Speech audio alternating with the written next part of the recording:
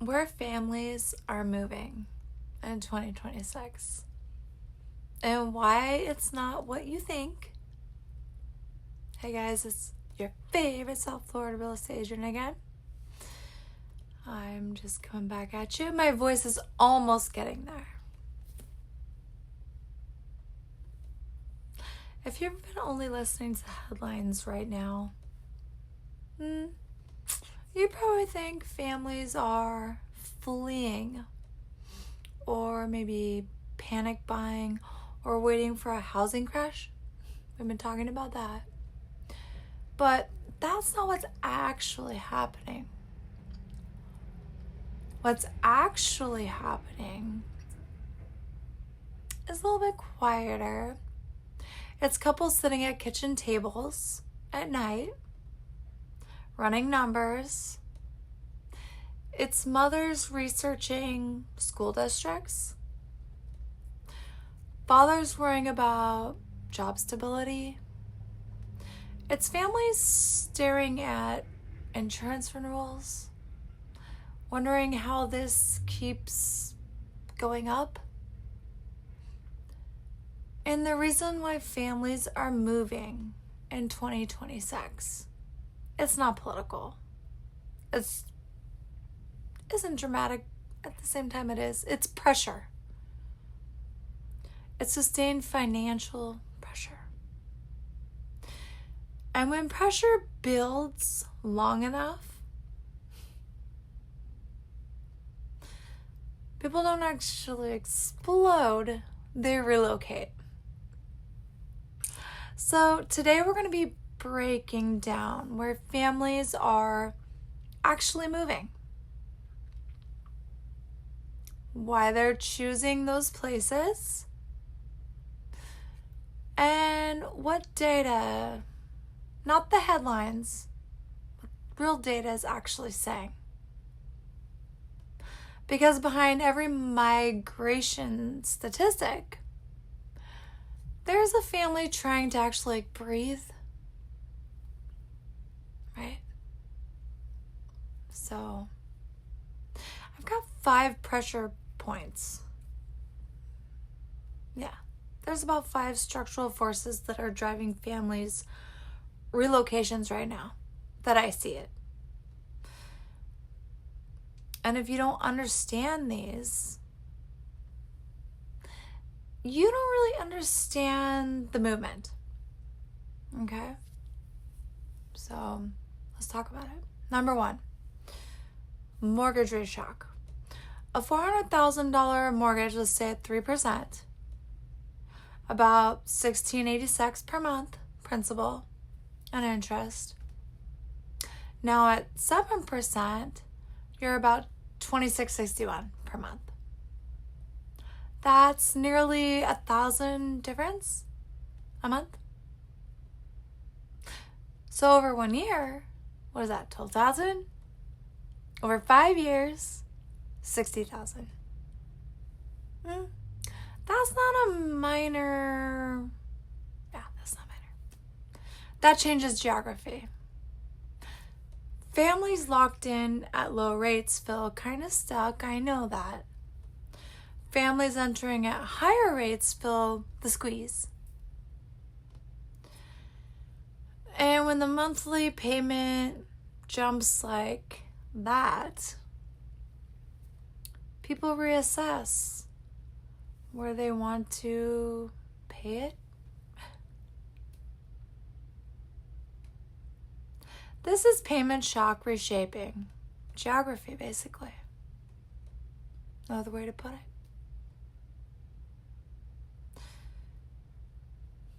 Insurance volatility. Let's say in parts of Florida, Texas, Louisiana, California. Insurance premium have doubled, tripled in recent years. Policies moving from, let's just say, maybe like 2,000 to 5,000. If it was 3,000, 7,000 plus. That's not abstract. No.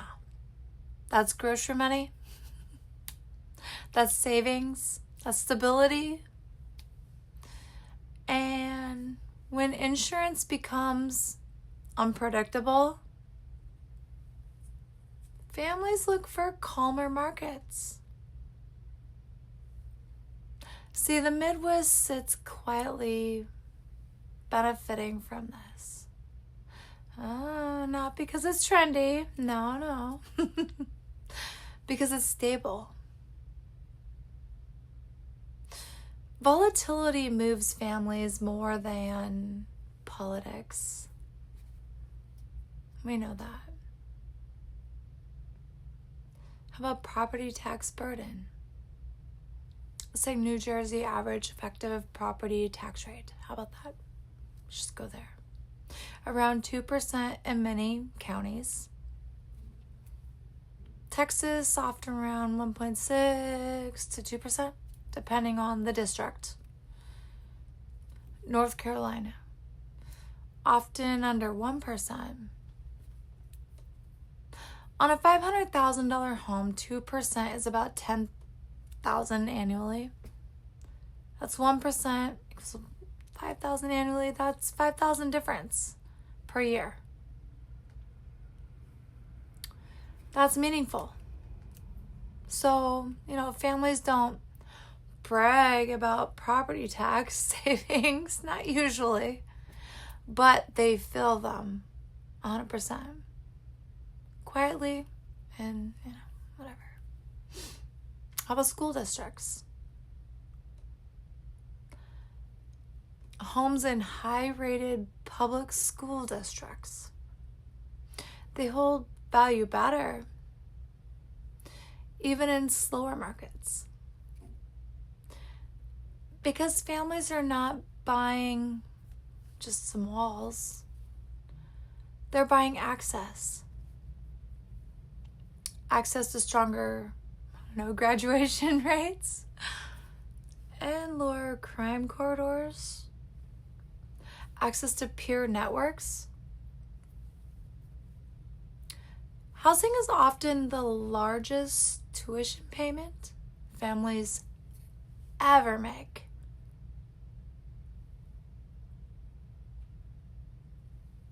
How about dual income fatigue?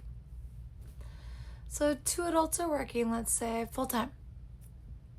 There's childcare in many metros, around $1,500 to $2,500 per month per child. Add a car payment, add insurance, add student loans, add groceries, add healthcare.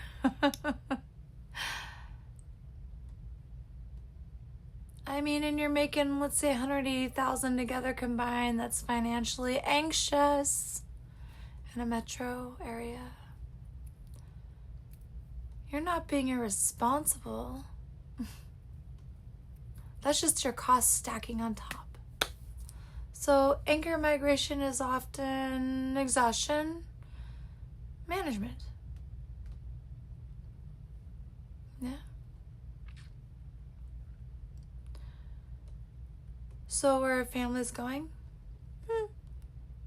Let's get specific about it. Texas? Okay.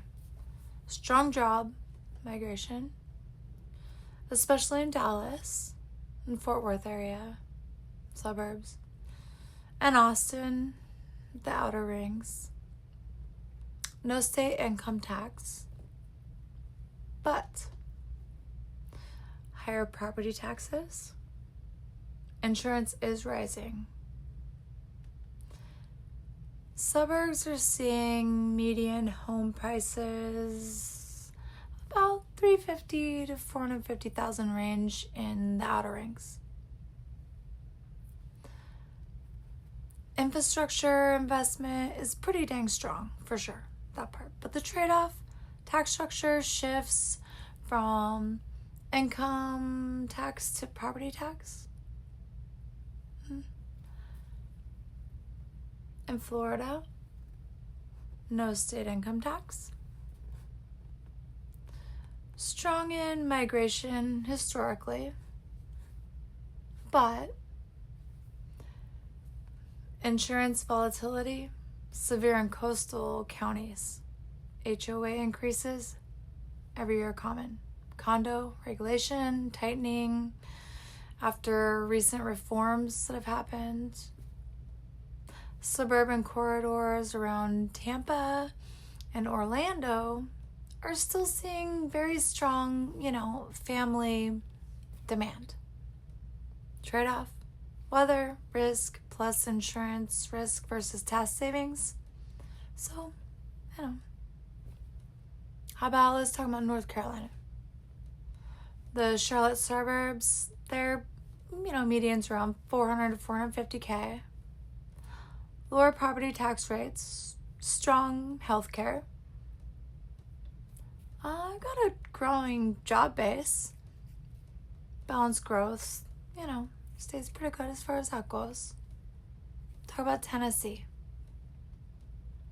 Nashville suburbs, mediums 425, 475K. No state income tax. Higher sales tax. Growth pressure. Trade-off. Rapid appreciation can price out locals. Let's go to the Midwest. It's kind of like the stability. Columbus, Indianapolis. Median homes 300 to 350K in many suburbs. Lower insurance. Moderate property taxes. Stable school districts. No, it's not flashy. It is stable. Families seeking calm or quietly choosing these.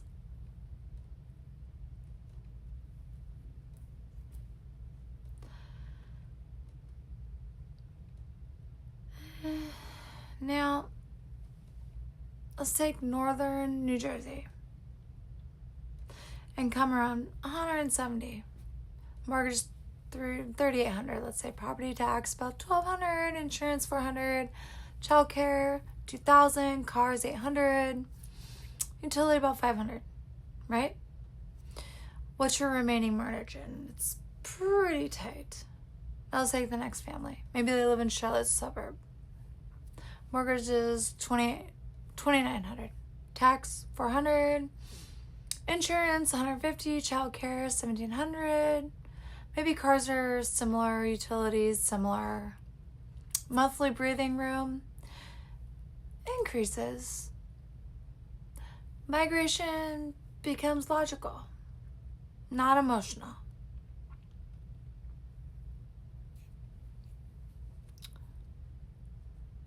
What no one talks about.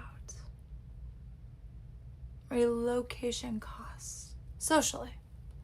So leaving family, rebuilding support systems, finding new pediatricians, maybe even learning new routines. Migration, it has a cost, which is why families don't move. Pressure becomes sustained. This is not chaos. It's recalibration.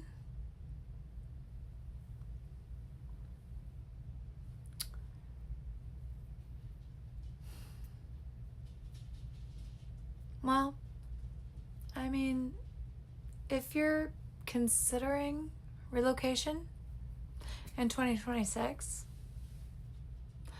let's have the stress test. Payment at 10%. Look at 5-year insurance trend in that county. Let's evaluate the school performance and the trends, that are not just in the ratings. Let's check hospital systems within 20 miles. Let's review job growth data. Ask, who would buy this from me in 5 years if I decide to go? Ask, does this align with our stage of life? Housing is not just an asset. It's a lifestyle container. We know that.